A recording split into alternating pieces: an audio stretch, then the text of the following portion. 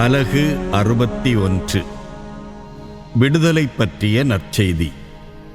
ஆண்டவராகிய என் தலைவரின் ஆவி என்மேல் உள்ளது, ஏனெனில் அவர் எனக்கு அருள் பொழிவு செய்துள்ளார்.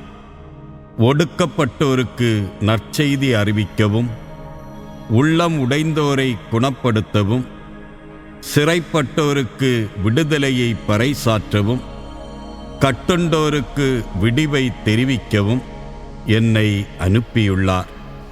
ஆண்டவர் அருள் தரும் ஆண்டினை முழங்கவும், நம் கடவுள் அநீதியை பழிவாங்கும் நாளை அறிவிக்கவும், துயருற்று அழுவோருக்கு ஆறுதல் அளிக்கவும், சீயோனில் அழுவோருக்கு ஆவன செய்யவும், சாம்பலுக்கு பதிலாக அழகு மாலையை அணிவிக்கவும், புலம்பலுக்கு பதிலாக மகிழ்ச்சி தைலத்தை வழங்கவும், நலிவுற்ற நெஞ்சத்திற்கு பதிலாக புகழ் என்னும் ஆடையை கொடுக்கவும் என்னை அனுப்பியுள்ளார். நேர்மையின் தேவதாருகள் என்றும், தாம் ஆட்சியுறுமாறு ஆண்டவர் நட்டவை என்றும் அவர்கள் பெயர் பெறுவார்கள். நெடுங்காலமாய் இடிந்து கிடந்தவற்றை அவர்கள் கட்டியெழுப்புவார்கள்.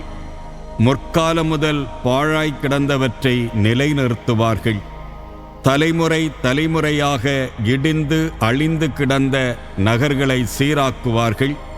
அந்நியர் உங்கள் மந்தையை மேய்த்து நிற்பர். வேற்று நாட்டு மக்கள் உங்கள் உழவராயும் திராட்சை தோட்ட பணியாளராயும் இருப்பர். நீங்களோ ஆண்டவரின் குருக்களென அழைக்கப்படுவீர்கள். நம் கடவுளின் திருப்பணியாளரென பெயர் பெறுவீர்கள்.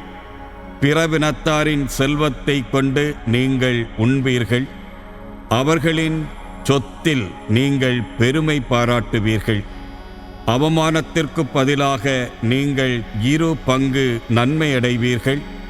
அவமதிப்புக்கு பதிலாக உங்கள் உடைமையில் மகிழ்வீர்கள். ஆதலால் நாட்டில் உங்கள் செல்வம் 2 மடங்காகும்.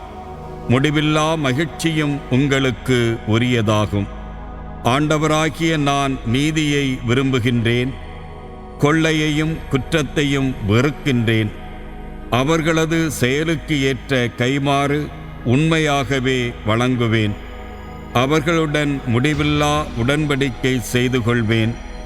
அவர்களுடைய வழிமரபினர் புறவினத்தாரிடையேயும் அவர்களுடைய வழித்தோன்றல்கள் மக்களினங்கள் நடுவிலும் புகழடைவார்கள்.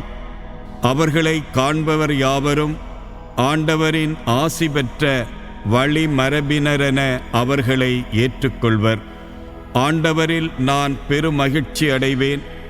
என் கடவுளில் என் உள்ளம் பூரிப்படையும்.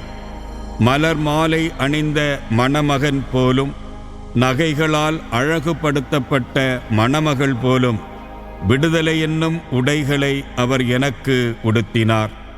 நேர்மை என்னும் ஆடையை அவர் எனக்கு அணிவித்தார்.